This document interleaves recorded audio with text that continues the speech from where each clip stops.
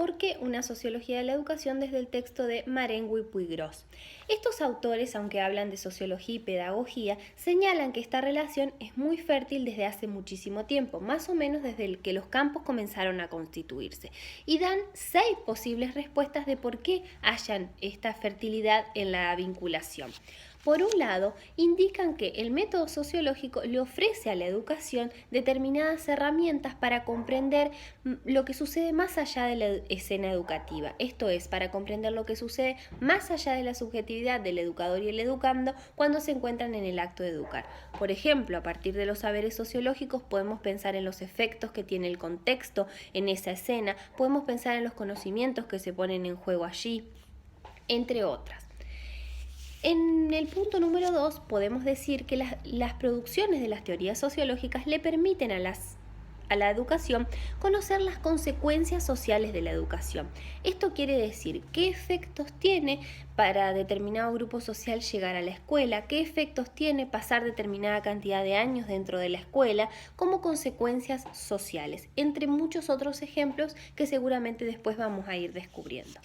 En el punto número 3, lo que Marengo y Puiggrós señalan es que la economía tuvo que ver con un contexto de surgimiento y una producción de saberes determinadas sobre los cuales la sociología hizo sus aportes. Sucede lo mismo con la política.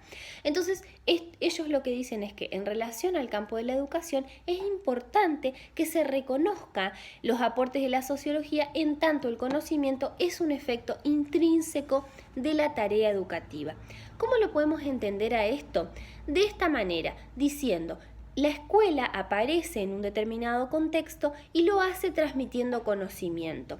Es importante una mirada sociológica sobre ese conocimiento porque ese conocimiento es un efecto de esta tarea de educar y no otra cosa, ¿sí? Circunscribirlo a esa función con la cual se lo hizo aparecer. O por lo menos ponerlo en situación o en relación. Se está educando para algo que tenía que ver con formar el ser social en un determinado momento histórico y de eso no nos podemos olvidar. En el punto número 4 encontramos que la sociología le permite a la educación identificar tensiones entre los grupos humanos. Ustedes saben que los conocimientos que se ponen en juego al momento de educar no son inocuos, no son ingenuos, ¿sí? Se enseñan determinados contenidos, un recorte, porque se tienen determinadas intenciones al hacer ese recorte. Y entonces los grupos humanos podrán estar de acuerdo o en desacuerdo y manifestarlo. La sociología le permite a la pedagogía o a la educación comprender esto y tener herramientas frente a ello. En el punto número 5 tenemos estos nuevos fenómenos sociales que aparecen y aparecen constantemente, como por ejemplo las nuevas tecnologías, podríamos haber dicho hace algunos años, y la sociología le permite a la pedagogía observar cómo ese cambio social tiene lugar dentro del campo educativo, ¿sí? ¿Qué impacto tienen? Durante muchísimos años, por ejemplo, a los sociólogos les interesó pensar el efecto de la educación para educar a las personas. Entonces, la pedagogía hizo experimentos o experiencias en donde analizaba efectivamente si transmitir determinados conocimientos o determinada información a través del campo educativo por la televisión tenía efectos o no, generaba conciencia o no. Es simplemente un ejemplo.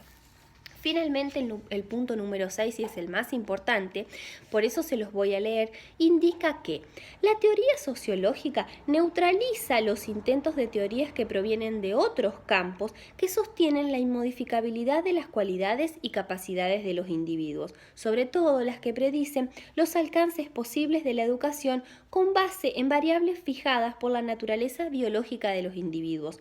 En otras palabras, el saber sociológico aporta a la desnaturalización de logros educativos como productos predeterminados e inscriptos en la naturaleza biológica de los individuos.